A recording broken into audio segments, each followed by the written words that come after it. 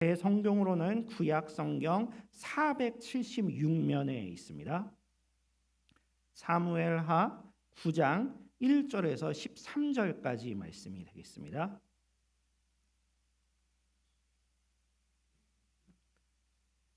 자, 그러면 다 찾으신 줄로 믿고 교독을 하도록 하겠습니다. 저 먼저 1절부터 봉독하겠습니다. 다윗이 이르되 사울의 집에 아직도 남은 사람이 있느냐? 내가 요나단으로 말미암아 그 사람에게 은총을 베풀리라 하니라.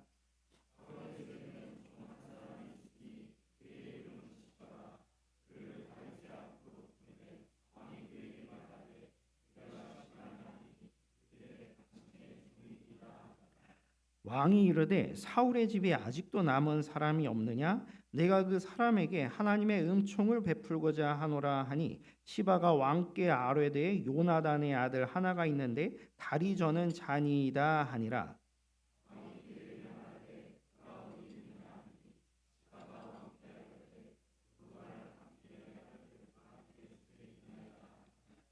다윗 왕이 사람을 보내어 로드발 암미엘의 아들 마길의 집에서 그를 데려오니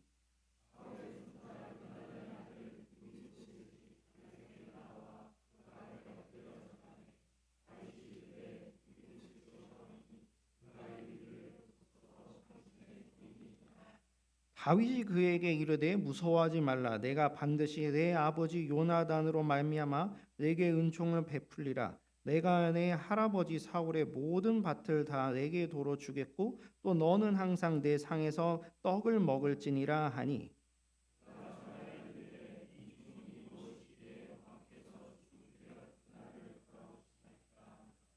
왕이 사울의 시종 시바를 불러 그에게 아뢰되 사울과 그의 온 집에 속한 것은 내가 다 내 주인의 아들에게 주었노니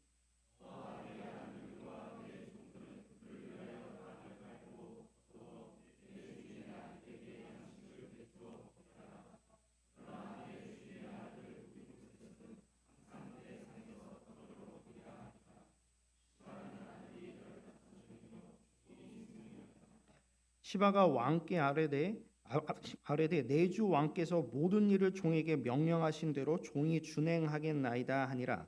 무비보셋은 왕자 중 하나처럼 왕의 상에서 먹으니라.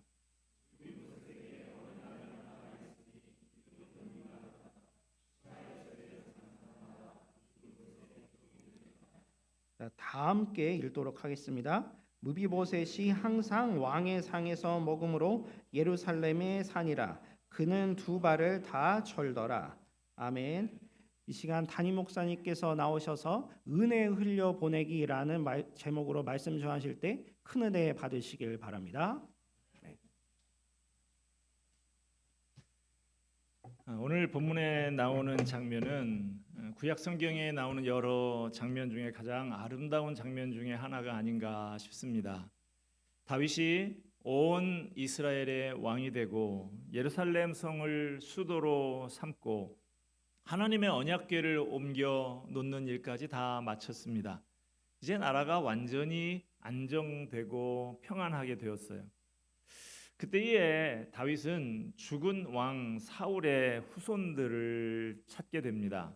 1절 말씀 다시 보면 다윗이 이르되 사울의 집에 아직도 남은 사람이 있느냐? 내가 요나단으로 말미암아 그 사람에게 은총을 베풀리라 하니라. 요나단으로 말미암아. 우리는 과거에 다윗과 요나단이 맺었던 아름다운 우정, 그 언약을 기억하고 있습니다. 사무엘상 18장 1절 말씀 보면 요나단의 마음이 다윗의 마음과 하나가 되어 요나단이 그를 자기 생명같이 사랑하니라. 요나단은 사울 왕의 왕자였었죠. 이스라엘의 왕이 계승서열 영순입니다. 그 이런 요나단이 권력에 대한 욕심을 내려놓고 하나님께 세우신 왕을 다윗 왕을 왕으로 인정하고 사랑했었죠. 요나단은 다윗에게 자신의 자손들을 부탁을 했고 다윗은 그들을 지켜주겠다라고 약속을 했습니다. 그 약속을 지키기 위해서 지금 왕이 된 다윗이 그 사울 왕의 집안 사람들, 요나단의 집안 사람들을 찾고 있는 것입니다. 그런데 다윗이 여기서 사울의 집이라는 단어를 사용하고 있는 것이 주목할 만합니다. 다윗은 요나단하고 약속을 맺었는데 요나단의 집이라고 하지 않고 사울의 집에 남은 사람들을 찾으라고 했어요. 요나단의 자손만 찾은 것이 아니라 요나단과 직접 상관이 없는 사울의 후손들까지 찾으라는 것이죠. 다윗이 요나단하고 맺은 언약이 있으니 요나단의 자손을 찾는 거야. 그렇다고 쳐도 다른 사울의 후손들, 사실 은총을 베풀어야 할 대상이라기보다는 훗날을 생각해서 제거해야 할 대상일 수도 있지 않습니까? 그런데 다윗은 사울의 집안 전체에게 은총을 베풀려고 하는 것입니다. 3절 봅시다. 내가 그 사람에게 하나님의 은총을 베풀고자 하노라. 다윗은 지금 이 베풀어지는 은총이 자기 것이 아니라 하나님이 베푸시는 것이라고 합니다. 이 은총이라고 하는 단어가 히브리어 원어로 보면 헤세드라고 하는 말인데요. 헤세드에 딱 맞는 한국어 단어를 찾기가 어려워서 한국의 성경에 보면 이 헤세드가 여러 단어로 번역이 되어 있습니다. 은혜, 사랑, 자비, 인애, 인자 이렇게 여러 개 번역이 되어 있는데 오늘 본문에서는 그것을 은총이라고 번역을 하고 있어요. 헤세드의 의미는 이런 것입니다. 그걸 받는 대상의 상태와는 상관이 없이 조건과 상관이 없이 베풀어 주는 거예요. 받는 대상이 감사하든 감사하지 않든 상관없이 나에게 뭔가를 다시 돌려주든 돌려주지 않든지 상관없이 일방적으로 변함없이 베풀어 주는 게 헤세드입니다. 이게 바로 하나님의 사랑이죠. 하나님은 우리가 배반해도 포기하지 않으시고 언제나 변함없는 사랑을 베풀어 주십니다. 결코 끊을 수 없는 하나님의 사랑, 그것이 바로 헤세드예요. 다윗은 사울의 집안에 하나님의 은총을 베풀려고 합니다. 고대 왕조 시대에는 왕조가 바뀌게 되면 이전 왕조의 후손들은 찾아내서 죽이거나 먼 곳으로 귀향을 보내거나 돌아오지 못하게 하는 게 일반적입니다. 반역의 소지가 있기 때문이죠. 어쩌면 지금 다윗이 사울의 자손들에게 은총을 베풀어 봐야 그들이 다윗에게 되돌려 줄 수 있는 것은 반역밖에 없을지도 모릅니다. 그러나 다윗은 그것과 상관없이 하나님의 은총을 사울의 자손들에게 베풀기를 원했습니다. 다윗이 사울의 집안에 살아있는 자손들을 찾으라고 명령을 하자 신하들이 수소문 끝에 과거에 사울 왕을 지근거리에서 섬겼던 시바라고 하는 종을 찾아서 다윗 앞에 데리고 옵니다.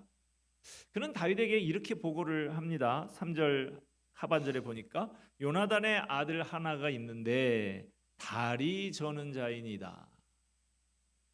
다윗은 사울의 집안에 살아남은 사람이 있느냐 이것을 물었는데 종은 묻지 않은 말까지 대답을 하고 있는 거예요. 한 명 있기는 있는데 다리를 저는 사람입니다. 사무엘하 4장 4절에 그가 왜 다리를 절게 되었는지 나옵니다. 사울의 아들 요나단에게 다리 저는 아들 하나가 있었으니 이름은 무비보셋이라.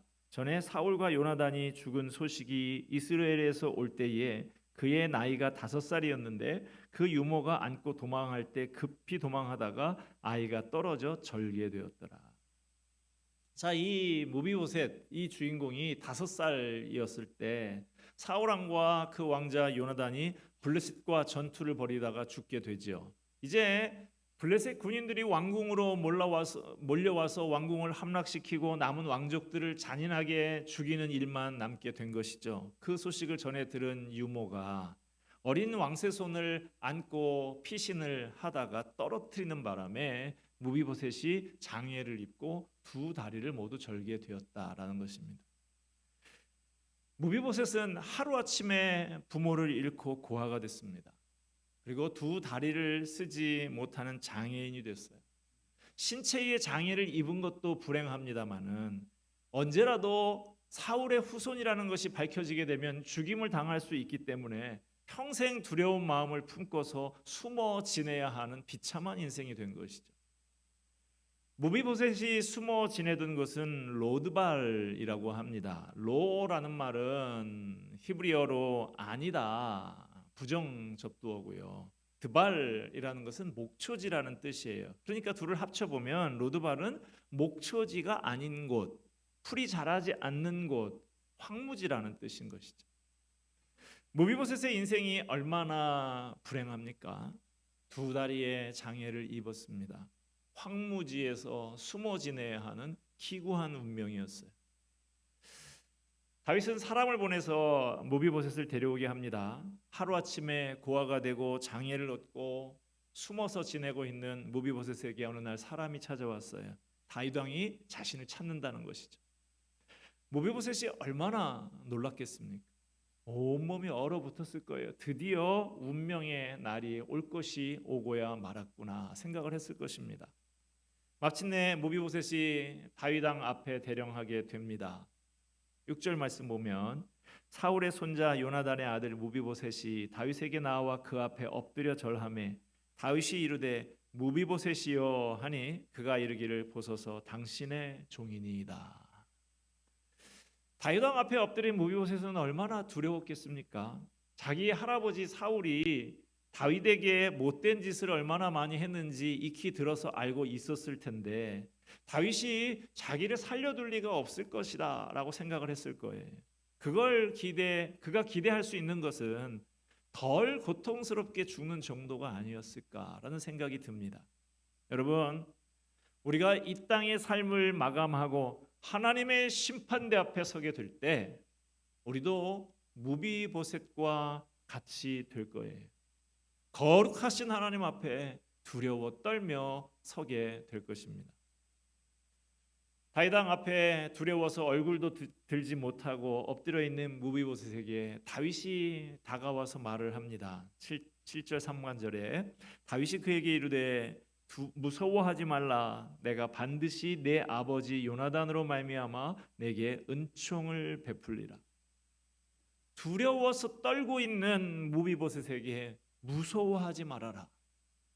이 다윗의 음성은 구원의 음성이었습니다. 죽음의 공포에서 구원해주는 전혀 예상하지 못하는 음성이었어요. 7절 하반절 봅시다. 내가 내 할아버지 사울의 모든 밭을 다 내게 도로 주겠고 또 너는 항상 내 상에서 떡을 먹을지니라 하니. 다윗이 무비보셋에게 베푼 은총은 두 가지입니다. 첫째는 사울의 모든 재산을 다 승계시켜 주는 것이고, 둘째로는 항상 왕이 먹는 식탁에서 같이 먹도록 해준 거예요. 사실 정기적으로 무비보셋에게 생활비만 대준다고 해도 큰 은혜를 베풀어 준 것이죠. 그런데 다윗은 사울 왕이 소유했던 모든 재산을 무비보셋에게로 넘겨줍니다. 왕이 소유했던 재산이다라고 하면 엄청난 것 아니겠습니까? 다윗이 사울의 재산 다 너에게 물려줄게라고 했을 때 아마 옆에서 듣고 있던 신하들이 깜짝 놀라지 않았을까 싶습니다. 사울의 재산을 돌려두는 것만 해도 엄청난 것인데 무비보셋은 다윗 왕과 항상 같이 식사하게 됩니다. 단순히 경제적인 보상만 해주는 것으로 끝나지 않고 무비보셋을 가족으로 받아들인 거예요. 다윗이 평소에 누구하고 함께 식사했을까요? 자기 식구들, 왕자들과 함께 식사를 했겠죠. 다윗이 왕자들과 함께 식사하는 그 자리에 무비보셋이 함께 참여하게 되었다. 무비보셋에게 왕자 대접을 해주고 있는 것입니다. 당시에는 신체에 장애가 있는 사람들은 왕 앞에 얼씬도 못하게 하는 그런 시대였습니다. 그런데 무비보셋은 장애가 있는데도 왕과 함께 식사하는 특권을 누리게 된 거예요. 이것이 우리가 예수님 안에서 하나님께 받아 누리는 구원의 은혜입니다. 무비보셋이 항상 다윗의 상에서 밥을 먹게 되었다는 것은 우리의 구원을 누리는 삶이 어떤 것인가 하는 것을 잘 보여주는 그림입니다. 구원받은 신자들은 하나님과 한 식구가 되어서 그렇게 하나님과 함께 교제를 누리는 이런 특권을 갖게 된다라고 하는 것이죠. 하나님의 은총을 입은 무비보셋의 모습이 바로 우리의 모습입니다. 무비보셋은 5살 때 고아가 됐습니다. 장애를 얻었습니다. 숨어서 사는 인생이 되었습니다. 우리도 태어날 때부터 죄인으로 태어났습니다. 영혼의 장애를 가지고 태어났습니다. 무비보셋이 왕을 피해서 숨어 살았던 것처럼 우리는 하나님을 피해서 살아가고 있었어요. 무비보셋이 다윗을 찾은 것이 아니라 다윗이 먼저 무비보셋을 찾아 나섰습니다. 우리도 우리가 먼저 하나님을 찾은 것이 아니라 하나님이 먼저 우리를 찾아 나서셨어요. 그래서 우리가 하나님의 은총을 입게 된 것입니다. 요한복음 15장 16절 말씀, 너희가 나를 택한 것이 아니요 내가 너희를 택하여 세웠나니.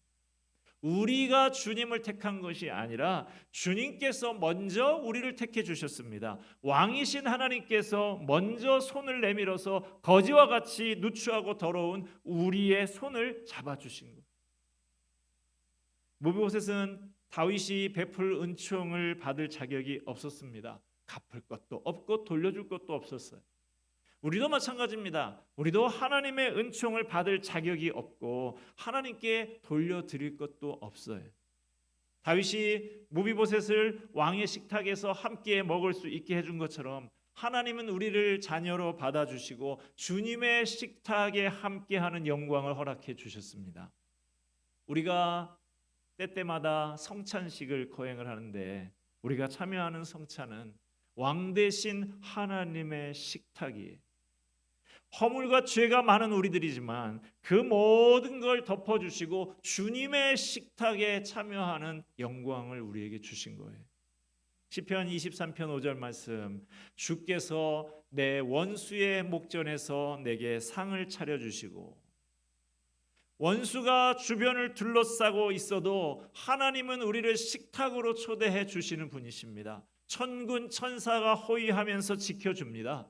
우리는 영원토록 만왕의 왕이신 하나님의 식탁에 함께 할 수 있는 하나님의 자녀가 된 거예요. 요한복음 1장 12절 말씀에 영접하는 자 곧 그 이름을 믿는 자들에게는 하나님의 자녀가 되는 권세를 주셨으니, 우리는 예수님을 믿는 믿음으로 하나님의 자녀가 되고 은혜의 자녀가 됐습니다. 우리는 무비보셋과 같이 자격이 없는 사람이지만 왕 대신 하나님의 식탁에 참여하는 놀라운 은총을 누리는 사람들입니다. 하나님이 주시는 은총을 날마다 누리면서 사는 저와 여러분이 되기를 바랍니다. 다윗이 무비보셋에게 은총을 베풀 때 요나단과 맺은 언약 때문에라는 말을 반복을 하지요. 우리가 은총을 받은 것은 하나님께서 예수님 안에서 하신 그 언약 때문입니다. 요나단으로 인하여 내게 은총을 베풀리라 라는 말은 곧 예수 그리스도로 인하여 내게 은총을 베풀리라 라는 말과 같은 의미인 것이죠. 예수님 때문에, 예수님의 십자가의 희생 때문에 우리가 하나님의 은총을 받게 된 거예요. 하나님은 우리에게 은혜를 베풀어 주십니다. 그 은혜는 일방적인 은혜예요. 어떠한 자격이나 조건을 갖추어서 은혜를 베풀어 주시는 것이 아닙니다. 일방적이기는 합니다만은 그 은혜는 그냥 주어지는 것은 아닙니다. 하나님의 독생자 예수님이 흘리신 피를 대가로 그 은혜를 베풀어 주시는 거예요. 다윗을 통해서 하나님의 은총을 입은 무비보셋이 뭐라고 말합니까? 8절 봅시다. 그가 절하여 이르되 이 종이 무엇이기에 왕께서 죽은 개 같은 나를 돌아보시나이까 하니라. 무비보셋은 스스로를 가리켜서 죽은 개 같은 나라고 그렇게 부르고 있습니다. 가끔은 운전을 해서 길을 가다가 보면 로드킬이라 그러죠. 고양이, 개 이런 녀석들이 도를 건너다가 차에 치여서 죽어서 그 시신이 길가에 이렇게 널브러져 있는 모습을 가끔은 볼 수가 있습니다. 아무도 그 죽은 개, 고양이 시체에다가 신경을 쓰지 않죠. 지금이야 그래도 개를 가족처럼 여기지 않습니까? 반려견이라고 하지요. 우리 식구다. 뭐 다들 뭐 개 엄마, 개 아빠 막 그러고 있지 않습니까? 지금이야 그래도 그런 시대인데 다윗 시대는 아니잖아요. 더구나 산 개도 아니고 죽은 개라면 어떻겠습니까? 죽은 개 같은 나라고 하는 것은 가장 천하고 무가치한 존재라고 말하는 것이죠. 실제로 무비보셋은 황무지에서 죽은 개와 다름이 없이 그런 삶을 살았습니다. 그런 무비보셋이 왕의 식탁에서 함께 먹게 된 거예요. 그는 하나님의 은혜가 없으면 증오와 두려움을 벗어날 수 없는 그 죄인의 비참함의 모습을 무비보셋이 보여주고 있습니다. 그것이 바로 하나님 없이 살아가는 인간의 모습인 것이죠. 우리도 무비보셋과 같습니다. 참으로 부끄러운 우리인데 존귀하신 예수님께서 우리를 사랑하시고 우리를 위해서 채찍에 맞고 십자가를 지셨습니다. 다윗이 무비보셋에게 먼저 손을 내민 것처럼 하나님이 우리에게 먼저 찾아와 손을 내밀어 주시고 우리를 위해서 죽으셨습니다. 하나님이 우리에게 은혜를 베풀어 주신 거예요. 우리의 삶을 어두움에서 빛으로, 가난에서 부유함으로, 상처와 아픔을 치유와 회복으로 바꾸어 주셨습니다. 1895년 겨울에 노르웨이의 탐험가인 난센이 인류 최초로 북극해를 탐험했습니다. 그때 그는 바다의 깊이를 알아보려고, 그 당시에 뭐 레이저가 있겠어요, 뭐가 있겠어요. 무거운 추를 매달아 가지고 밧줄을 바다 깊은 데다가 던져서 밧줄 길이 재면 이 바다가 깊이가 얼마다 이렇게 아는 것이죠. 그래서 매달아서 바다에다가 던져 넣습니다. 줄을 풀고 계속 내려도 바닥에 닿지를 않는 거예요. 그래서 그는 그날 탐험 일기에 이렇게 썼습니다. 이곳 북극 바다의 깊이는 하나님의 사랑과 같다. 끝을 알 수가 없다는 것이죠. 우리가 하나님의 깊고도 넓은 사랑을 어떻게 알 수 있을까요? 하나님의 사랑을 사람들에게 어떻게 보여줄 수가 있을까요? 대개는 하나님의 사랑을 사람을 통해서 조금이나마 그 맛을 알게 됩니다. 손양원 목사님은 자기 아들을 죽인 공산당원을 양자로 삼으셨죠. 그 사람을 늘 데리고 다니면서 집회를 했어요. 그걸 보고 사람들이 사랑의 원자탄이다 라고 부르면서 하나님의 사랑을 알게 된 것이죠. 다윗은 자신이 왕이 된 모든 과정, 자신의 인생 전부에 오직 하나님의 은총이 가득하다는 사실을 알고 있었습니다. 사무엘하 7장 18절 말씀 보면 다윗 왕이 여호와 앞에 들어가 앉아서 이르되 주 여호와여 나는 누구이오며 내 집은 무엇이기에 나를 여기까지 이르게 하셨나이까. 베들레헴 산골 작은 마을의 양치기 막내 아들, 아무도 주목하지 않았던 다윗을 하나님께서 택하시고 기름을 부어서 하나님의 백성을 다스리는 왕으로 삼는 은총을 베풀어 주셨습니다. 그것에 대해서 감사하고 감격하는 것이 다윗의 마음이었어요. 하나님의 구원의 은혜, 조건 없는 은혜를 경험한 사람은 삶 속에 하나님의 은총을 드러내면서 살아가게 됩니다. 오늘 본문의 다윗의 모습이 바로 그런 거예요. 먼저 하나님의 은총을 경험한 다윗이 그 은혜에 감격하여서 다른 사람에게 하나님의 은총을 흘려보내는 장면, 그 장면이 바로 오늘 본문인 것입니다. 우리는 주님의 은총으로 새로운 신분을 가지게 되었고 새로운 인생을 살게 되었습니다. 우리는 주님의 은혜로 인해서 멋있는 작품으로 거듭나게 되었습니다.